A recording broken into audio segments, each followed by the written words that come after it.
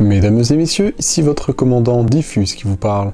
Bienvenue sur votre vol Corsair à destination des îles Virtuoso. Nous allons prendre bientôt le départ. Accrochez vos ceintures, c'est parti.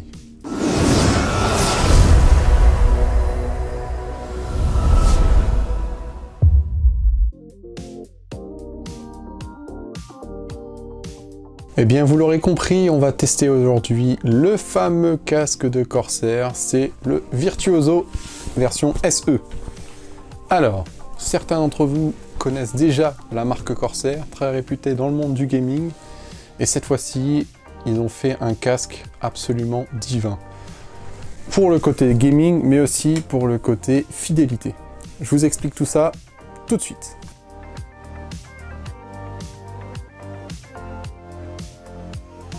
Quand on achète un casque, il y a deux choses importantes. Les haut-parleurs et le micro. Eh bien, pour parler des haut-parleurs, ils sont vraiment très grands, c'est des 50 mm, donc relativement grands pour mettre le haut-parleur sur les oreilles sans avoir de gêne d'écrasement. Il est très confortable avec de la mousse dessus, je vais vous le faire voir par après. Au niveau de l'arceau, pareil, on est sur quelque chose de très solide, mais en même temps très flexible. Il peut très bien se tordre à peu près dans tous les sens. Les matériaux de ce produit sont absolument incroyables pour le prix. On a de l'alu brossé sur les côtés, avec une petite LED pour le côté gaming, bien sûr. On a un micro qui a une superbe finition. Je vais faire un bref résumé sur ce casque. On va tester la sonorité de ce casque, on va tester le micro. Alors pas de test approfondi, on va simplement le comparer à deux autres casques, à savoir un casque que j'avais acheté sur Amazon pour une trentaine d'euros. Il s'agit du Numbo N9. Alors je sais pas comment ça se prononce, Numbo. Je vous mettrai toutes les références bien sûr dans la description. Et puis on va le comparer avec l'Alpha Cloud 2 qui est un modèle de chez HyperX qui est un petit peu plus cher. Le voici. C'est un petit peu plus cher, pourquoi? Parce que c'est la marque HyperX. Il a un meilleur micro.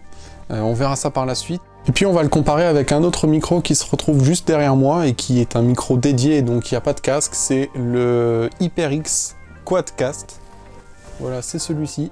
Alors pour faire ces essais, on va tout simplement utiliser Audacity, on va lire une petite comptine, ça vous dit? Voilà, je vais lire le même texte sur les différents micros, et puis on va comparer la qualité de son. Vous allez pouvoir en témoigner par vous-même dans la vidéo. Le point positif de tout ça, c'est qu'il est sans fil. Fini les fils. Il n'y a plus besoin, on peut se balader partout avec, on peut se lever, aller boire un café et revenir à sa place et continuer à jouer. Voilà, c'est parfait. Sans être gêné par un câble qui vous ennuie et puis où on est obligé de... Allez, j'enlève le casque, je le pose, je vais aller pisser. Là, tout simplement, vous allez pisser avec votre casque. Alors, qui dit sans fil dit forcément un petit dongle qu'il faut fixer sur votre ordinateur à l'aide d'une prise USB. Donc voilà, c'est pas contraignant du tout. C'est un tout petit dongle. N'empêche que le sans fil, c'est très agréable. Concernant l'autonomie de ce casque, là, c'est le point négatif des casques sans fil. C'est quand on est environ, si vous l'utilisez à moyen volume, on est à environ 5-6 heures d'autonomie. 5-6 heures pour un joueur qui joue beaucoup, ça fait 2 ou 3 soirs, quoi. Après, les charges sont très rapides, mais quand même, c'est un peu chiant quand tu te retrouves en plein milieu de la partie et d'un coup ça fait battery low. Et là tu te dis non, c'est pas possible, ça va couper dans 5 minutes. Et bien effectivement, tu es obligé de brancher le câble USB sur le casque. Tu peux très bien l'utiliser en même temps de le recharger. Là où Corsair a fait très fort sur ce casque, c'est qu'il a un micro amovible. Vous pouvez très bien l'enlever.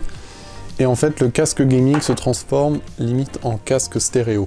Il a vraiment le physique d'un casque stéréo. Avec les finitions de l'alu sur le casque, c'est absolument exceptionnel. Alors on va parler du prix de cette version.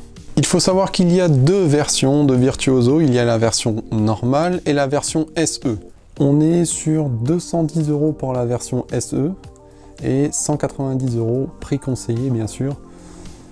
pour la version basique. La seule différence entre les deux versions, c'est le micro. Sur ce modèle SE, la capsule est plus importante et plus grande, donc ce qui va vous donner un meilleur son. J'ai oublié de vous parler des composants de la boîte. Alors on va ouvrir rapidement. Unboxing. Je sais que tout le monde aime bien les unboxings, alors on va le faire. Voilà.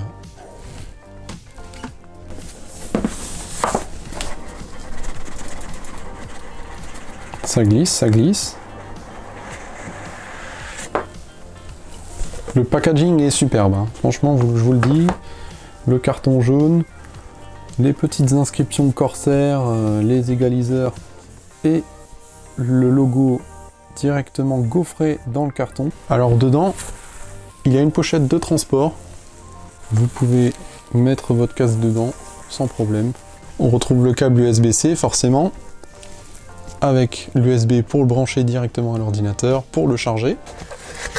Et bien évidemment, un câble jack avec 3 crans pour le brancher sur une manette PS4. J'ai oublié de vous montrer le petit dongle qu'on retrouve dans la boîte aussi. C'est pour le brancher derrière l'ordinateur. Il y trouvera parfaitement sa place et il est compatible aussi PS4. Alors je vous le disais, les finitions sont vraiment au top, hein. On retrouve du simili-cuir sur les coussinets. On a à l'intérieur du tissu qui recouvre et qui protège les haut-parleurs. On a cet aspect alu brossé sur toute la surface et si vous regardez bien des côtés, on a ce petit chanfrein qui est usiné de tout le contour du haut-parleur. Et puis cette façade de haut-parleur avec l'icône Corsair. Le plastique du haut-parleur est en noir mat qui donne un effet superbe. Il existe bien sûr en plusieurs couleurs.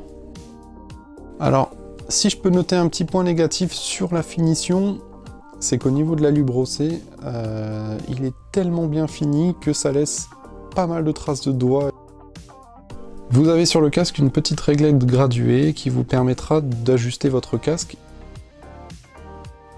Il a aussi une petite prise ici pour connecter le jack 3.5 du casque jusqu'à la manette PS4. Parce que oui, il est effectivement compatible PS4. Vous avez l'embout USB type C pour recharger vers un USB de votre ordinateur. Vous pouvez choisir entre le mode sans fil et le mode avec fil, c'est-à-dire avec le câble USB. Il y a un petit interrupteur qu'on voit ici. Et enfin la molette du son pour monter ou descendre le volume. On remarque, comme je vous l'ai dit avant, la petite prise pour brancher votre micro dessus. Chose intéressante concernant le micro, eh bien il y a un petit bouton qui se situe juste en dessous du micro, à la base. Et si vous appuyez dessus, vous coupez intégralement le micro. C'est très pratique quand vous êtes en ligne, quand vous faites du streaming ou avec vos potes, et d'un coup, vous voulez couper le micro rapidement, sans passer par les menus, sans tourner une gâchette ni quoi que ce soit. Vous appuyez dessus et ça vous coupe instantanément le micro. Et bien sûr, quand le micro est éteint, petit détail qui fait toute son importance, vous avez un petit halo rouge sur le micro, ce qui vous indique que le micro est éteint. Il n'y a plus qu'à appuyer sur le petit bouton pour relancer le micro. Eh bien, ce casque est-il confortable? Et je vous réponds clairement que oui, même après des longues heures de session de jeux vidéo ou même de regarder un film, aucun gêne. L'arceau est relativement épais, donc ce qui vous donne pas mal d'amorti au niveau de la tête, du dessus de la tête. Les coussinets sont vraiment très épais, ils prennent la forme aussi de votre tête. Tout ça en fait en fait un compagnon fidèle lors de vos sessions jeux vidéo, films, même musique. Alors de la musique, parlons-en. C'est un casque, comme dirais-je, un casque gaming. Mais pas que. C'est bien pour ça aussi que je l'ai acheté. J'aime bien aussi écouter de la musique autre part que dans ma salle de cinéma. Et j'aime bien aussi m'isoler de tout l'environnement extérieur. Et pour ça, ce casque, il est parfait. C'est-à-dire que au niveau fidélité de la musique, il est top. Il est très très neutre. On n'a pas comme, par exemple, comme on peut trouver sur l'HyperX, un son beaucoup plus caverneux, beaucoup plus boosté en basse, avec un système limite de basse réflexe ou je ne sais pas, qui va accentuer les basses. Là, sur ce casque-là, on est plus dans la subtilité, dans le neutre. C'est pour ça qu'il l'appelle un peu virtuoso. Il est très très bon et il ne transforme absolument pas le son. Alors qu'un casque comme celui-ci, niveau hi-fi, c'est vraiment pas top si vous voulez écouter vos musiques favoris, à part de la techno et du rap et des musiques qui connent fort. Je vous déconseille d'écouter de la musique avec un casque comme celui-ci, le Cloud. Il est plutôt fait pour le gaming. Par contre, ce casque-là, on lui demande du gaming, mais on a en plus le fait qu'il soit hyper à l'aise en hi-fi. J'ai regardé quelques films, quelques séries, quelques vidéos sur internet avec ce casque, et je peux vous dire que j'ai passé de très très bons moments, parce que même à fort volume, ça sature pas, c'est hyper puissant, dans les basses sont vraiment très précises, bien tendues, c'est pas du tout baveux, ça part pas dans tous les sens, c'est propre.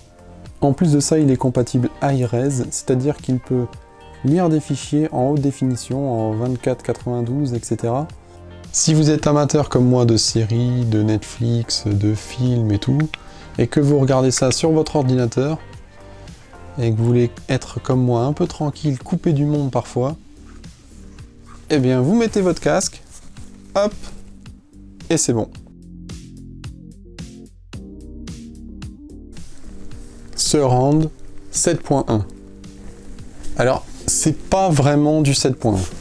C'est uniquement du 7.1 émulé. C'est-à-dire que c'est un logiciel qui va transformer le stéréo, parce que c'est un casque stéréo, il y a uniquement 2 haut-parleurs. Ce casque se gère principalement sur l'application iCue de chez Corsair, que vous avez simplement à télécharger et à installer sur votre ordinateur.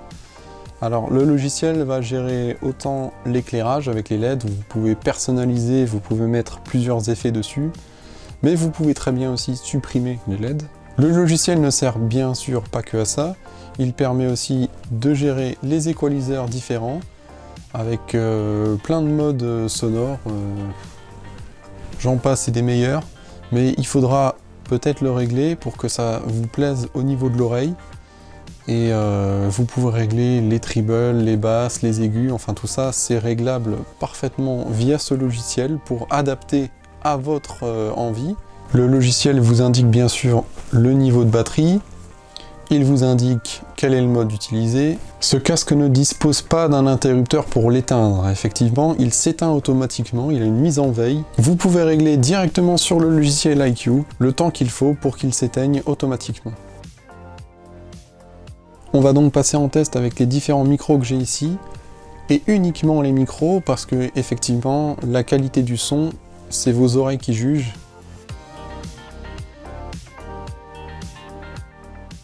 Un chien qui n'aime pas les chats, cela n'a rien d'original. Et pourtant, ce chien-là n'était vraiment pas banal. Il s'appelait Popeye, et avait de grandes oreilles, tellement longues et douillettes, qu'il s'en servait de doudoune pour se protéger du froid quand arrivait l'hiver. Un chien qui n'aime pas les chats, cela n'a rien d'original. Et pourtant, ce chien-là n'était vraiment pas banal. Il s'appelait Popeye, et avait de grandes oreilles, tellement longues et douillettes, qu'il s'en servait de doudoune pour se protéger du froid quand arrivait l'hiver. Un chien qui n'aime pas les chats, cela n'a rien d'original. Et pourtant, ce chien-là n'était vraiment pas banal. Il s'appelait Popeye, et avait de grandes oreilles, tellement longues et douillettes, qu'il s'en servait de doudoune pour se protéger du froid quand arrivait l'hiver. Un chien qui n'aime pas les chats, cela n'a rien d'original. Et pourtant, ce chien-là n'était vraiment pas banal. Il s'appelait Popeye, et avait de grandes oreilles, tellement longues et douillettes, qu'il s'en servait de doudoune pour se protéger du froid quand arrivait l'hiver.